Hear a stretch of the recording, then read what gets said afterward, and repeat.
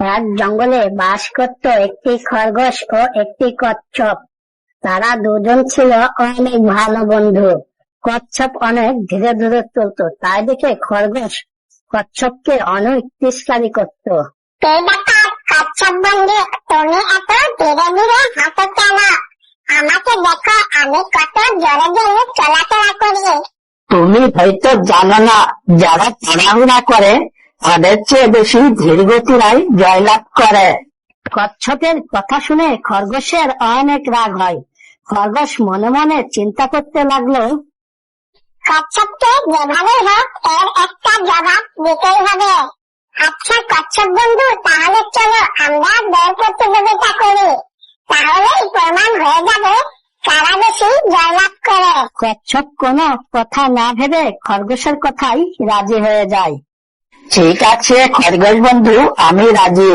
তাহলে কালকে দৌড় প্রতিযোগিতা হবে। তারপর দিন সকালে কচ্ছপ ও খরগোশ দৌড় প্রতিযোগিতা শুরু করলো।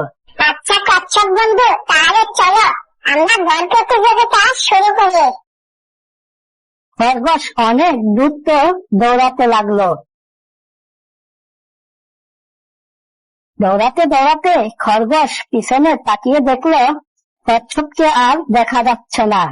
কচ্ছপের আসতে আরো অনেক দেরি লাগবে, তার চেয়ে ভালো হবে আমি এই গাছের নিচে বসে একটু বিশ্রাম নেই। বিশ্রাম নিতে গিয়ে কখন যে ঘুমিয়ে পড়লো খরগোশ, সে নিজেও জানতে পারলো না। এদিকে কচ্ছপ আস্তে আস্তে এগোতে এগোতে খরগোশের কাছে আসলো।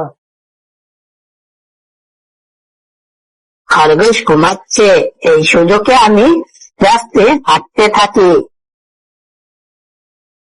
কচ্ছপ আস্তে আস্তে হাঁটতে হাঁটতে গন্তব্যের খুব কাছে পৌঁছে যায়। এদিকে খরগোশ ঘুম থেকে উঠে দেখে কচ্ছপ অনেক দূরে চলে গিয়েছে। ওরে বাবারে, কচ্ছপ তো অনেক দূরে চলে গিয়েছে, তাড়াতাড়ি আমাকে জোরে জোরে দৌড়াতে হবে। খরগোশ জোরে জোরে দৌড়াতে লাগলো। ততক্ষণে কচ্ছপ জয়লাভ করে ফেলেছে। দেখলে বন্ধু, ধৈর্য থাকলে সবকিছুই জয়লাভ করা যায়। তুমি ঠিক বলেছ বন্ধু, ধৈর্য আর পরিশ্রম থাকলে সবকিছুই সম্ভব। আমি আর কোনোদিন ধীরে চলার জন্য তোমাকে কিছু বলবো না। খরগোশ তার ভুল বুঝতে পারলো।